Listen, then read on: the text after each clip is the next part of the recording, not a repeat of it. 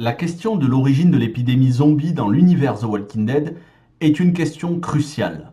Apparemment, elle n'intéresse pas énormément de personnes, certains soutenant que si on avait réellement la réponse, cela casserait le mythe, cela casserait tout l'intérêt de l'univers The Walking Dead. Je ne fais pas partie de ces personnes, car moi, bien au contraire, je pense que si l'on n'a jamais la réponse à cette question, d'où vient le virus zombie, eh bien tout l'univers The Walking Dead n'aura servi à rien.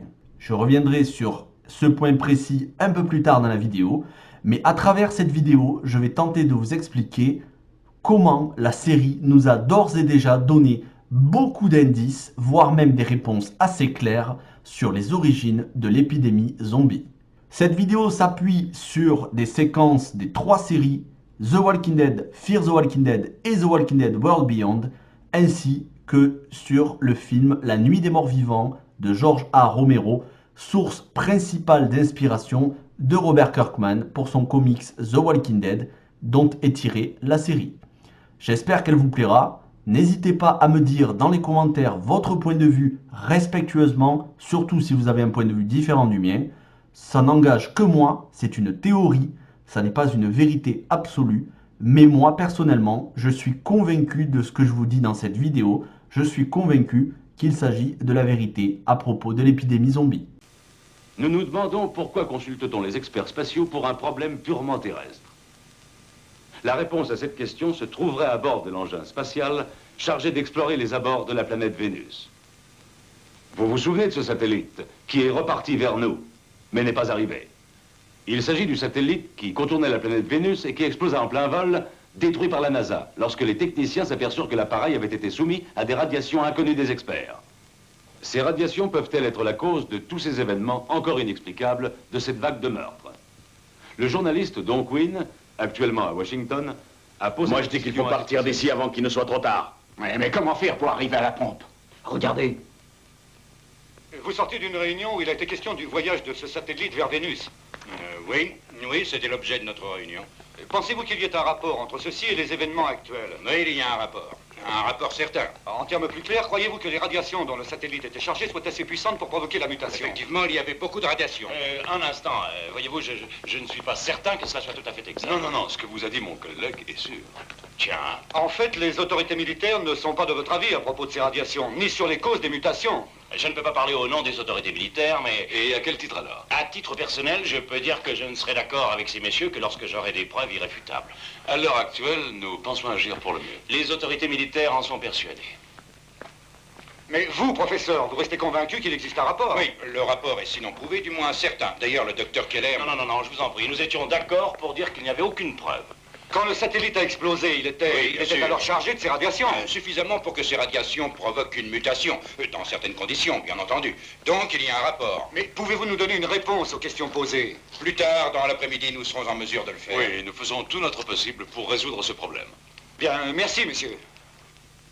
Dans La Nuit des Morts Vivants de George A. Romero, on comprend que ce qui a fait que les morts se sont réveillés, c'est apparemment un rayonnement, c'est apparemment quelque chose provenant d'un satellite qui a tourné autour de Vénus, la planète, et qui aurait été ramené sur Terre. Et cela aurait réveillé les brins d'ADN qui sont morts, qui seraient revenus à la vie, permettant au cadavre de s'animer à nouveau. Voilà en quoi, pour moi, on a très clairement une réponse logique et simple à l'épidémie zombie dans La Nuit des Morts Vivants. Pourquoi en serait-il autrement dans l'univers The Walking Dead, puisque Robert Kirkman l'a toujours dit, George A. Romero et La Nuit des Morts Vivants sont une source d'inspiration pour lui.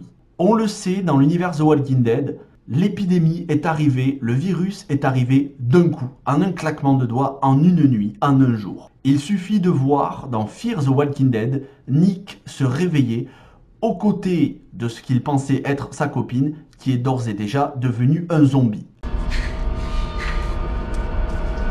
Gloria, viens, il faut qu'on se tire.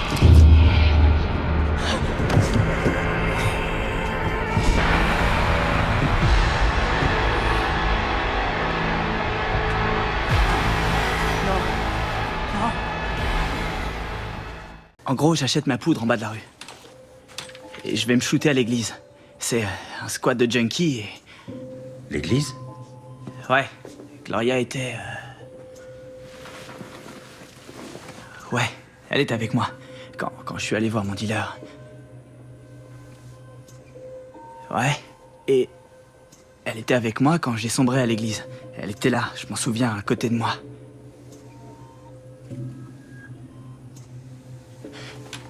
Mais ensuite... Ensuite, quand je me suis réveillé et que je suis descendu... J'ai vu que tout le monde était mort. Il y avait du sang. Et elle en avait plein la bouche. La veille, il est avec elle, il consomme de la drogue. Le lendemain, à son réveil, elle est un zombie. Certains ont pensé que cela venait de la drogue, mais il s'agit de cas totalement généralisés dans tous les pays du monde entier. On le sait, on l'a appris dans les différentes séries. C'est tous les pays du monde entier qui ont subi cette même apocalypse. Il ne peut donc s'agir d'une drogue isolée ou bien de quelque chose qui se trouverait dans l'eau. C'est quelque chose qui se trouve dans l'air et c'est quelque chose qui a contaminé toutes les personnes et qui a contaminé toutes les personnes en très peu de temps. En cela, il se peut que ce soit des spores venus de l'espace. Pourquoi des spores venus de l'espace? Car Robert Kirkman, dans son tweet datant de janvier 2020, a révélé qu'il s'agissait de spores de l'espace comme étant la cause de l'épidémie zombie. Alors, au mois d'avril, quelques mois après, il a retiré ce tweet et il a dit qu'il s'agissait d'une blague, qu'il ne fallait pas le prendre au pied de la lettre. Mais combien de fois a-t-on été trompé par des scénaristes qui justement voulaient garder le suspense, voulaient garder tout le mystère, voulaient garder toute l'attention de l'audience? C'est le cas notamment avec Game of Thrones, où on nous a très clairement dit que Jon Snow était mort. Et c'est vrai que Jon Snow était mort à un certain moment, et Jon Snow a ressuscité. Donc en réalité, il n'était pas mort. Les scénaristes sont très intelligents. Ils savent jouer avec les mots et ils savent jouer avec les demi-vérités dans le but de continuer à garder l'audience, de continuer à garder l'attention des spectateurs. Il se peut tout à fait que Robert Kirkman soit de ce genre de scénariste. Maintenant, intéressons-nous à ce que l'on voit dans The Walking Dead, la série mère, et je vous laisse avec cet extrait. On est tous infectés.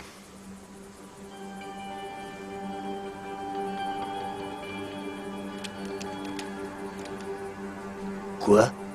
Au centre de contrôle des maladies, Jenner s'est confié à moi. Quel que soit ce truc, on le porte tous en nous.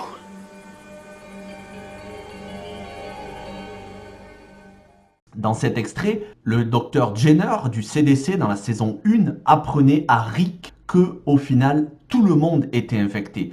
Pas seulement ceux qui étaient morts et qui revenaient à la vie, mais ceux qui étaient vivants et qui, une fois morts, même de mort naturelle, revenaient à la vie sous forme de zombies. Autrement dit, tous les individus, même ceux apparemment en bonne santé, ont respiré, ont ingéré ce virus. Et quoi de plus logique si ce virus vient de l'air, si ce virus est une spore venue de l'espace? Maintenant, comment ce virus, comment ces spores venues de l'espace seraient venues sur Terre? Et là, j'en viens au cœur de ma théorie qui nous a été révélée pour moi dans The Walking Dead World Beyond, à travers un astéroïde ou en tout cas un morceau de météore qui aurait brûlé dans l'atmosphère et qui se serait répandu tout au long, tout au bout, tout autour de la Terre.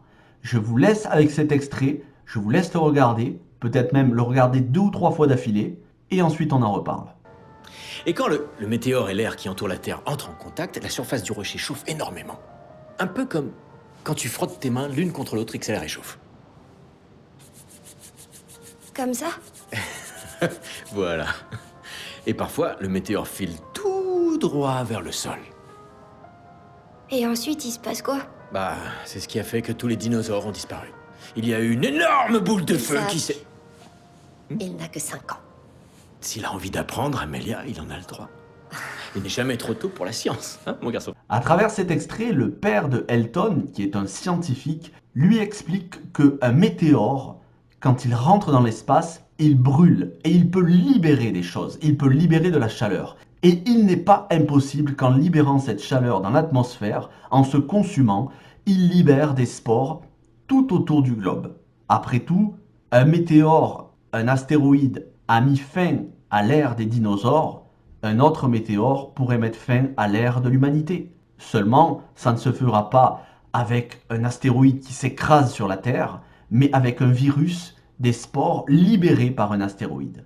Maintenant, regardons ce dernier extrait, toujours dans The Walking Dead World Beyond, l'épisode 7, où les militaires parlent entre eux. Apparemment, ça aurait été rapporté à bord d'une fusée. Et ça viendrait de l'espace. Quelqu'un l'aurait sûrement inhalé, ça l'aurait rendu malade, puis il aurait pris l'avion. Ferme-la, ouais. Très clairement, les militaires, apparemment, ont l'information. Est-ce des rumeurs? Est-ce une information véridique? Comment l'ont-ils eu? On ne le sait pas.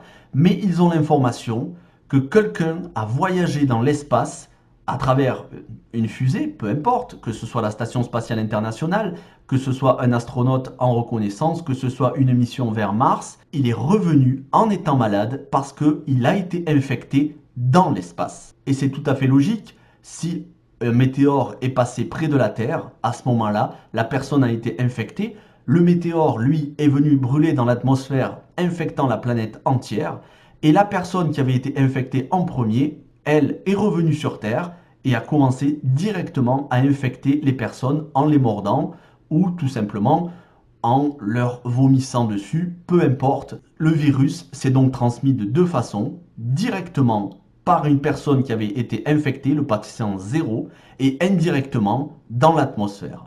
J'espère que cette théorie vous a plu, je sais qu'elle ne convaincra pas tout le monde. S'il n'y a ne serait-ce qu'une personne qui trouve cette théorie intéressante, alors j'aurais bien fait de faire cette vidéo. Mais je le répète, bien évidemment, ça n'est que de la fiction, c'est pas très grave.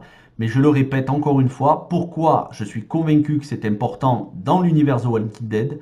Parce qu'on ne peut pas reconstruire l'humanité si on ne sait pas comment elle a chuté. On ne peut pas construire des fondations solides sur des planches pourries. On ne peut pas reconstruire une humanité viable pour les siècles à venir si on ne connaît rien de l'origine du virus qui a mis fin à l'humanité actuelle. Il est donc pour moi capital qu'avant la fin de l'univers The Walking Dead à la télévision ou au cinéma, on en apprenne beaucoup plus sur les origines de l'épidémie et sur un éventuel vaccin, bien évidemment. Merci à tous d'avoir regardé cette vidéo en entier. Elle était sous forme de podcast, elle était en voix off. De temps à autre, je ferai des vidéos de ce style. Je trouve que c'est assez intéressant pour pouvoir mettre des extraits de vidéos. Heureusement, ça n'a pas été bloqué par YouTube. C'est rare, mais ça arrive. Donc, régalez-vous bien parce que bien souvent, mes vidéos, je ne peux pas les faire avec autant d'extraits. Merci à tous. Passez un bon week-end, une bonne semaine. Ciao tout le monde.